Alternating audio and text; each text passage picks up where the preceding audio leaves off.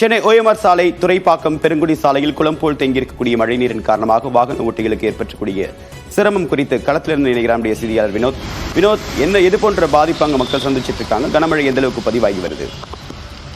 தேவப்பிரியன் வங்கக்கடலில் நிலை கொண்டுள்ள ஆழ்ந்த காற்றழுத்த தாழ்வு மண்டலத்தால் இந்த பகுதியில் கனமழை பெய்து வருகின்றன. சென்னை புறநகர் பகுதியான முக்கிய பகுதி இந்த ஓஎம்ஆர் சாலை, கிழக்கு கடற்கரை சாலை உள்ளிட்ட சுற்றுவட்டார பகுதிகளில் காலை முதலே கனமழை பெய்து வருகின்றன.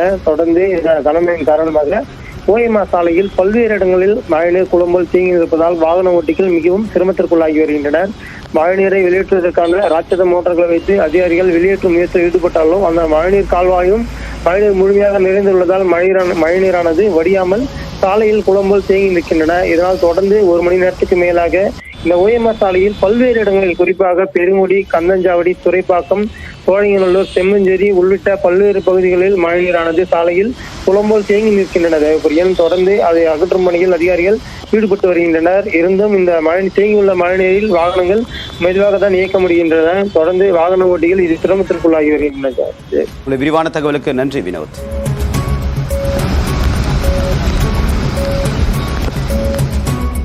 வங்கக்கடலில் நிலை கொண்டுள்ள ஆழ்ந்த காற்றழுத்த தாழ்வு மண்டலம் நாளை புயலாக வலுப்பெறும் என்று இந்திய வானிலை ஆய்வு மையம் தெரிவித்துள்ளது. வங்கக்கடலில் உருவான காற்றழுத்த தாழ்வு பகுதி இன்று காலை ஆழ்ந்த காற்றழுத்த தாழ்வு மண்டலமாக வலுப்பெற்றதாக வானிலை ஆய்வு மையம் கூறியுள்ளது.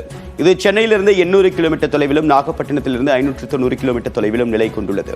மேலும் மணிக்கு 12 கிலோமீட்டர் வடமேற்கு திசையில் ஆழ்ந்த காற்றழுத்த தாழ்வு மண்டலம் நகர்ந்து வருகிறது.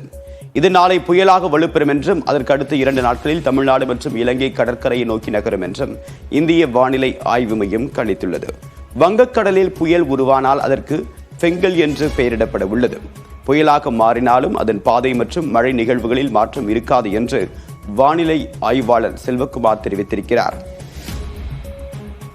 ஒட்டுமொத்த உலக வானிலையாளர்களோட கணிப்புப்படி அது தமிழ்நாட்டுக்கரைக்கு வராது என்றும் விலகி சென்று விடும் என்றும் அறிக்கைகள் சமர்ப்பித்துக் கொண்டிருக்கிறார்கள். கண்டிப்பாக இது தமிழ்நாட்டுக்கரை வழியாக வந்து வடகடலோரம் ஊடாகத்தான் இது கடற்கரையை நோக்கி நகர இருக்கிறது.